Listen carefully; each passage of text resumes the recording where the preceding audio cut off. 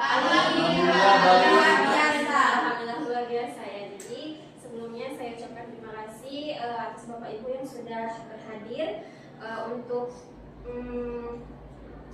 menghadiri undangan saya dalam berbagi praktik baik 7 jurus BK Hebat. Jadi beberapa minggu yang lalu saya ada pelatihan calon fasilitator daerah itu untuk membahas 7 jurus BK. Jadi di sini adalah minggu untuk saya berbagi praktik baik 7 jurus BK Hebat setelah ketika 2 minggu yang lalu saya mengimplementasikan 7 jurus ini ke siswa. Jadi di sini 7 jurus BK Hebat berarti ada 7 ya. Di sini menggunakan metode ARKA, yaitu aktivitas, refleksi, konsep, aplikasi. Jadi di sini di dalam 7 jurus BK itu ketika kita memberikan ke anak dengan menggunakan metode ARKA ini ya.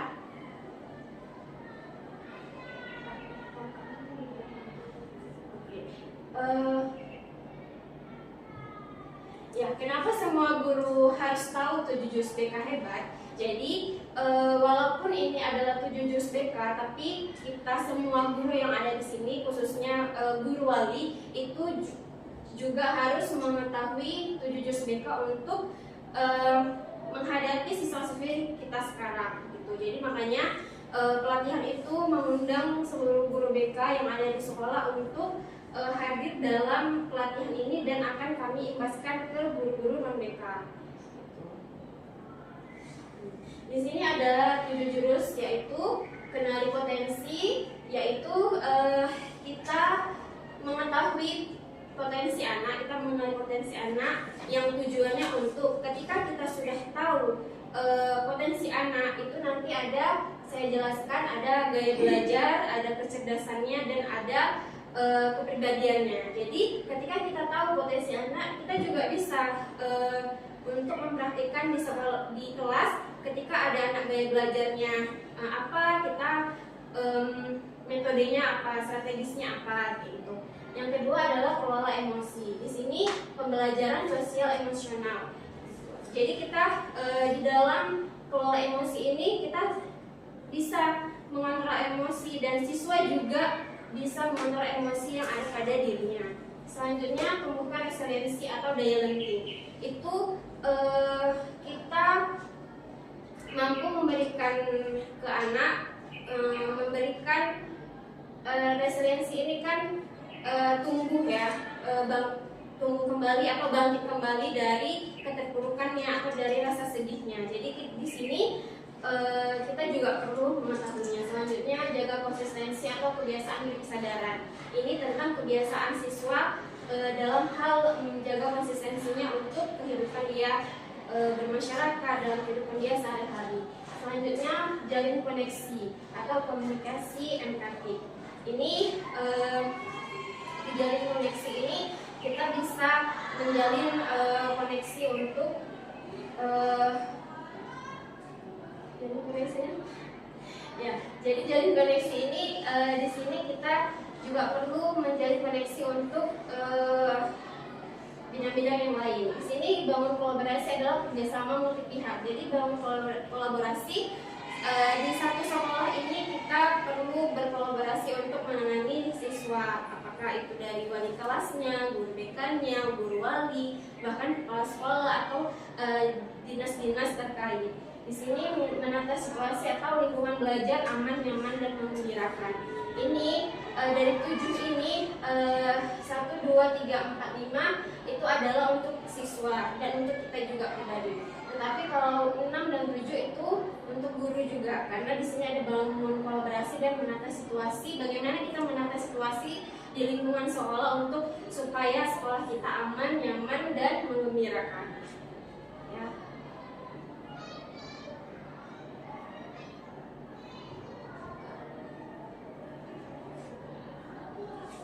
Oke, di sini saya mengimplementasikan ke siswa ada 2 jurus karena kami diminta untuk minimal 2 jurus, hanya 2 jurus untuk mengimplementasikan anak. Kalau saya itu adalah kenali potensi dan tumbuhkan resiliensi. Jadi di sini untuk kenali potensi, kami memakai asesmen Aku Pintar. Jadi di sini ada tes kepribadian, tes kemampuan, tes penjurusan, dan tes gaya belajar. Jadi di sini keempat ini anak diminta untuk mengisi link dan ada hasilnya.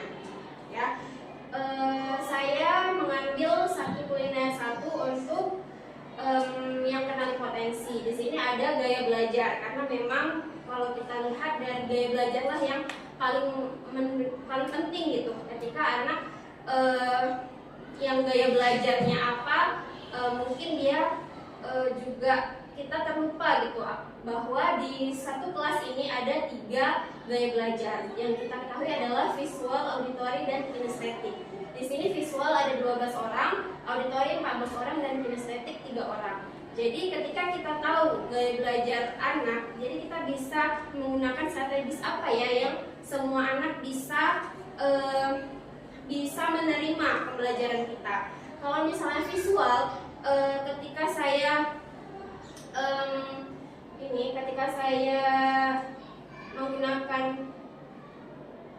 mengimplementasikan jurus kenali potensi ini, mereka yang visual, yang auditori, yang kinestetik menjelaskan gitu bagaimana gaya belajar mereka. Kalau visual, mereka menyukai yang seperti ini, menggunakan infokus, ada gambarnya, ada penjelasannya gitu. Terus kalau auditori, dia dengan mendengar gitu, dia dengan mendengar dia juga sudah bisa gitu menghafal. Kalau kinestetik, dia lebih arah ke bergerak. Dia ketika misalnya lebih menyukai, misalnya ada ice breaking-nya gitu kan, terus ada prakteknya, itu dia lebih menyukai hal seperti itu. Jadi di sini ada hasil-hasilnya. Ini visual, auditori, ada auditori. Ini yang mendominasi mana gitu. Kalau ini kan visual, ini auditori. Ini ketiga-tiganya. Tapi yang mendominasi adalah kinestetik. Jadi si anak ini bisa sih ketika kita gunakan metodenya itu untuk dalam fokus. Terus mungkin kan ketika kita dalam fokus pasti ada ice breaking-nya, itu ketiga siswa ini bisa menerima. Ketika kalau misalnya hanya yang visual, dia nggak bisa hanya kita ceramah gitu kan, tanpa kita harus memperlihatkan gambar itu harus kita ketahui terlebih dahulu.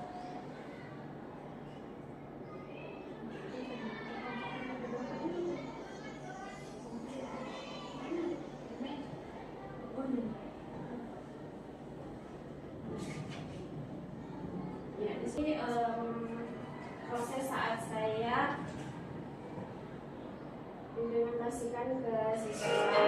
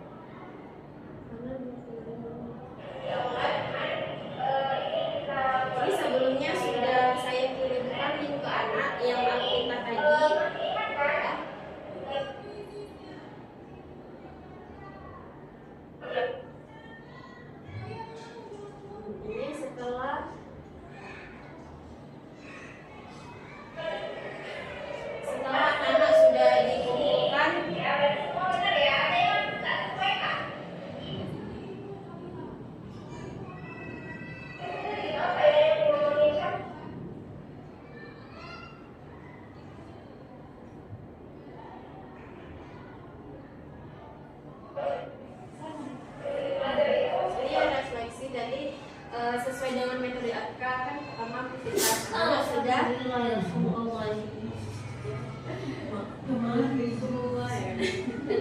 Oke, jadi di metode AK aktivitasnya Nana sudah dikirimkan link dan sudah mengisi link tersebut. Sekarang refleksi.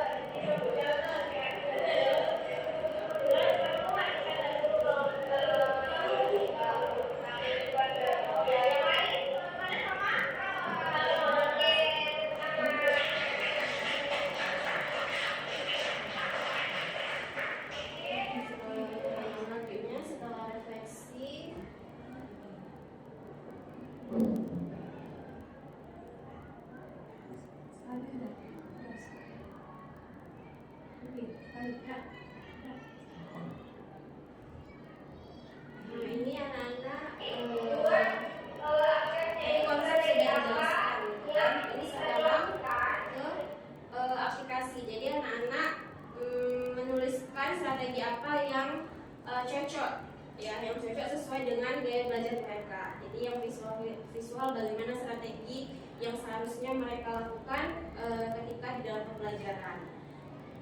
Jadi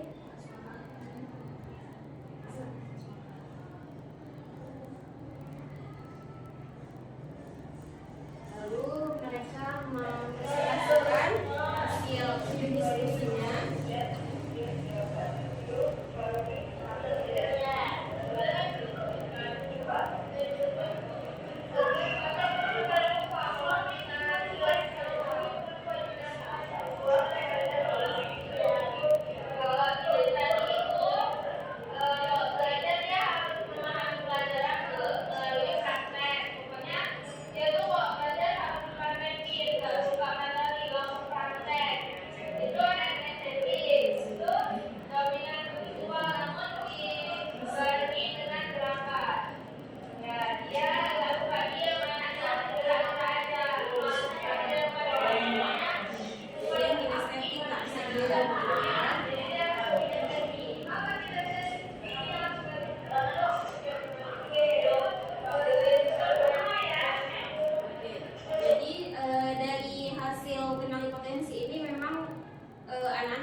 Memahami juga, kita beri pemahaman ketika memang ada temannya yang mungkin suka keluar itu bukan berarti dia memang dia bosan mungkin kan, ketika mungkin kita belum cocok nih untuk strategi apa yang kita gunakan. Jadi kadang anak-anak yang keluar kelas yang mungkin keliling-keliling, mungkin dia mau mencari inspirasi, terkadang seperti itu. Tapi memang kembali lagi ke niat anaknya tadi nih, memang mau keluar karena nggak mau belajar atau memang mau mencari inspirasi sebentar. Karena memang yang di kelas ini yang kinestetik yang memang anak yang berprestasi gitu, tapi dia memang ketika saya tanyakan kalau duduk diam kayak gitu kan, dengar ceramah dia itu memang membosankan, dia bilang. Jadi kita dari kita mengetahui gaya belajar anak dari setiap pembelajaran, kita tahu strategis apa yang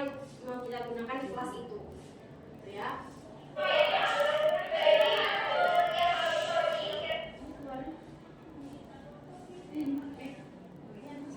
Untuk kenali potensi sudah ya Bapak Ibu. Untuk kenali potensi apa yang menurut Bapak Ibu yang refleksi apa nih yang setelah kita tahu, oh ternyata kita harus tahu nih. Jadi saya minta refleksinya ketika kita harus mengetahui potensi anak terlebih dahulu sebelum kita melakukan strategi pembelajaran. Apakah selama ini kita sudah melakukannya gitu. Kita harus tahu dulu potensi anak atau gaya belajar anak itu seperti apa. Ada yang mau menyampaikan? Ada? Bapak Ibu? Mungkin terkadang kendalanya saya sebagai guru, sekarang kita harus mengelompokkan nih dia antara kinestetik dan estetik, auditory dan auditory. Biasanya kadang terjadi siswa itu dia maunya sama kawan dekatnya yang tidak sama gaya belajarnya.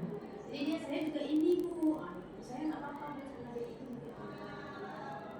Ya, memang itu salah satu kendala juga ya, ketika memang gaya belajar mereka berbeda. Tapi kalau untuk kelompok mungkin banyak yang nyamannya sama siapa gitu kan. Tapi selebihnya kita memang untuk metode pembelajaran ya kita harus memenuhi untuk yang ada ketiga gaya belajar itu untuk dalam pembelajaran kita. Untuk prakteknya itu kan memang masing-masing anak gitu, bagaimana mereka mengambil ilmu yang kita lakukan.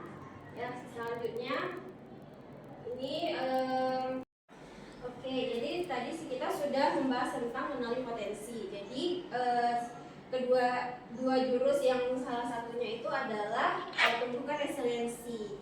Jadi kenapa saya memilih tumbuhkan resiliensi untuk jurus kedua yang saya implementasikan ke siswa, karena saya merasa siswa kita sekarang, apalagi mungkin yang dibilang Gen Z atau gen strawberry gitu kan, yang misalnya dia ada masalah, ada kesedihan atau kegagalan, dia langsung menyerah kayak gitu. Banyak kita temui pastinya. Jadi kenapa saya mengambil ini, karena tumbukan resiliensi itu adalah kemampuan untuk bangkit kembali setelah menghadapi kesulitan, dan itu bukan sekedar tidak menyerah, tetapi juga kemampuan untuk beradaptasi, belajar, dan terus berkembang. Jadi kenapa saya memilih tumbukan resiliensi, kita untuk memberikan pemahaman ke anak ketika dia mengalami kesulitan atau kegagalan atau menghadapi masalah, dia tidak menyerah gitu. Harus ada resiliensi itu untuk bangkit kembali, untuk tumbuh kembali, seperti itu. Makanya saya mengambil tumbukan resiliensi ini. Nah, di dalam tumbukan resiliensi itu ada dua mindset, yaitu fixed mindset atau growth mindset.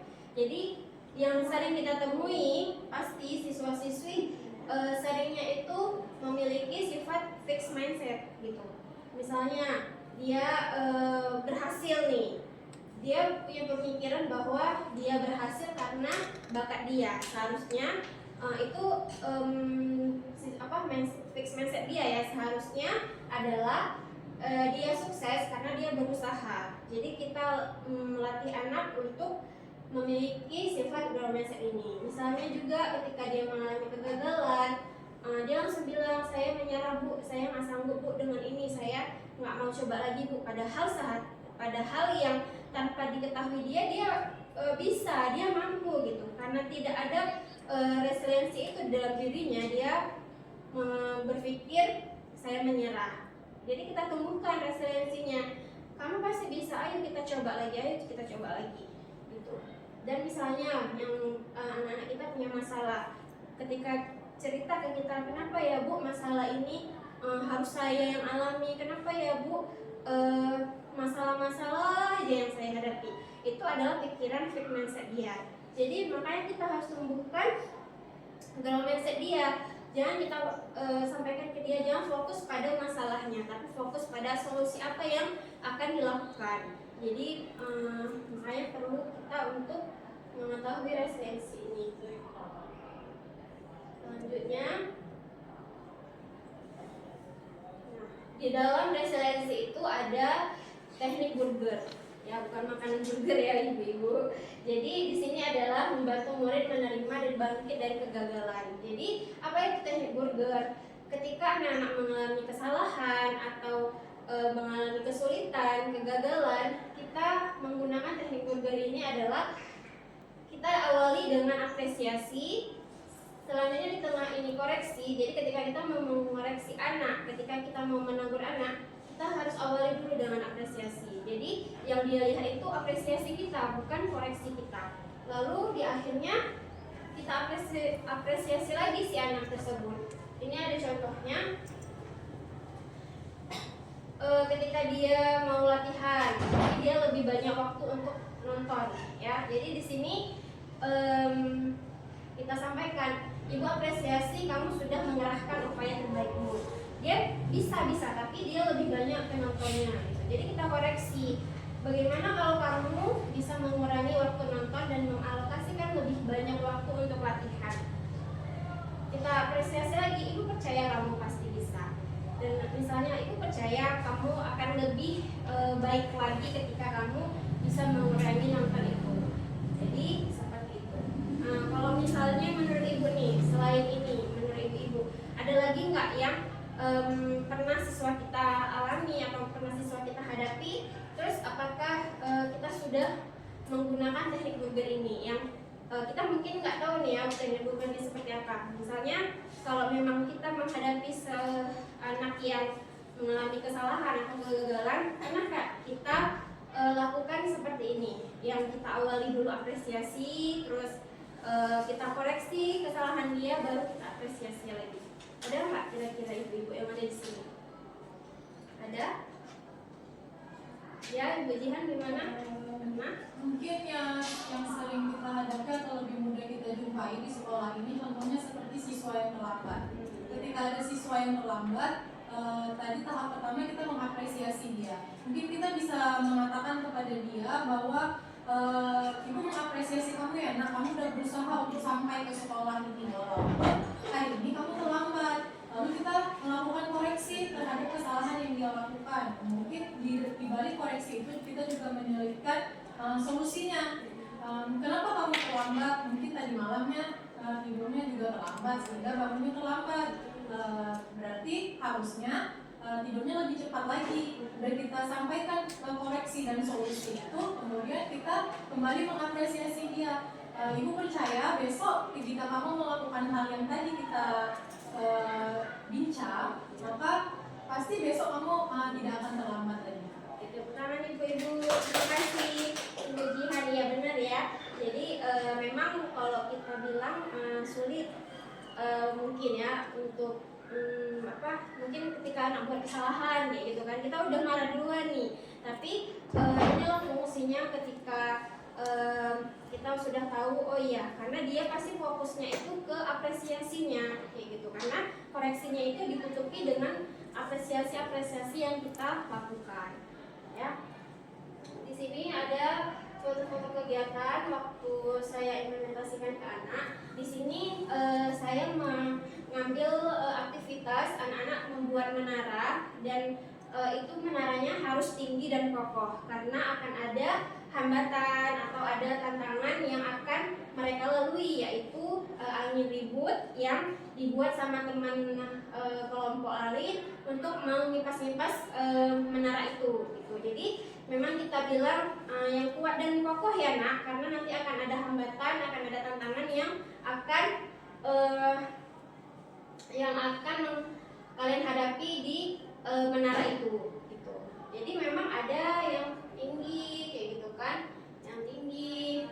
Nah ini lebih tinggi lagi, nanti ada juga yang lebih tinggi. Terus ketika dihempaskan dengan temannya ada yang jatuh gitu, ada yang roboh. Jadi refleksinya saya menanyakan bagaimana perasaan kalian ketika menara kalian yang sudah kalian bangun tinggi tapi ternyata roboh gitu. Berarti dia gagal nih kan. Terus kita tanya apa perasaan mereka ketika memang mereka mempunyai resiliensi itu. Mereka, ya bu, awalnya waktu saya buat memang roboh bu, tapi karena kerjasama yang baik kami langsung buat lagi, dan ketika ada hempasan itu roboh, memang awalnya sedih, awalnya kecewa, tapi kami harus bangkit lagi dan pastinya akan kami buat lagi kalau ada kesempatan gitu. Jadi memang perlu anak-anak kita sampaikan resiliensi itu, karena bukan hanya untuk saat ini, pastinya untuk di kehidupan mereka selanjutnya, ya kan? Jadi di sini ada ini yang sudah saya buat.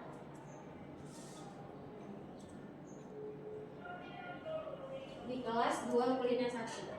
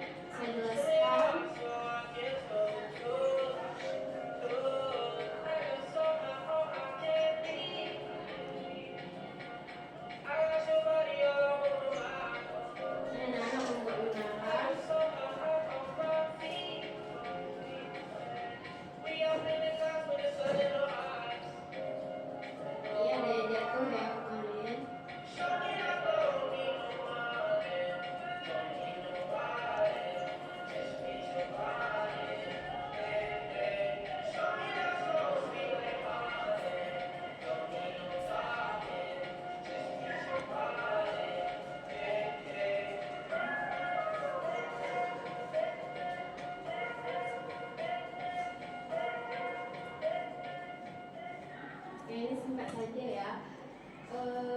Jadi memang di akhirnya itu refleksi bagaimana mereka membuat ketika ada teman atau bahkan dirinya sendiri yang mengalami kegagalan dengan teknik burger itu tadi. Dan alhamdulillah mereka mengetahui gitu, mereka bisa untuk membuat teknik burger seperti itu. Ya, jadi ini adalah dua jurus yang saya implementasikan ke siswa. Sebenarnya ada 7 jurus gitu kan, tapi kami hanya menyampaikan 2 jurus saja gitu. Jadi yang saya tanyakan ke ibu-ibu, dengan adanya tumbuh karya seleksi ini, kira-kira untuk ibu-ibu sendiri ketika nanti dihadapkan ada siswa yang mengalami kegagalan atau kesedihan, itu bagaimana kita bisa menyampaikan ke anak-anak, ini loh kamu harus bangkit loh gitu. Ada nggak ibu-ibu ininya, pengalamannya lah mungkin ya?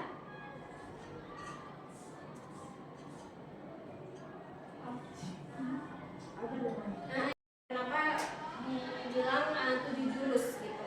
Jadi semoga kita semua Bapak Ibu di sini juga bisa menggunakan 7 jurus ini yang tentunya tujuannya untuk keberlangsungan siswa-siswi kita dalam perkembangan kognitifnya, dalam perkembangan sosialnya, terus perkembangan psikomotoriknya, ya. Jadi hanya ini yang bisa saya sampaikan. Terima kasih Bapak Ibu atas partisipasinya.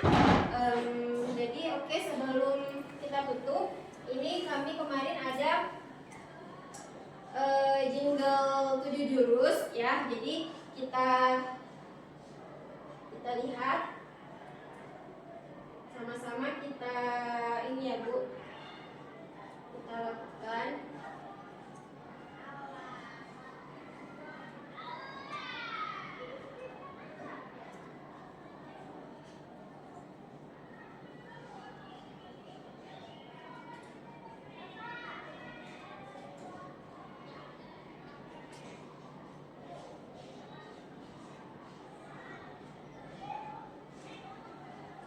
Ya, boleh berdiri semua Bapak Ibu.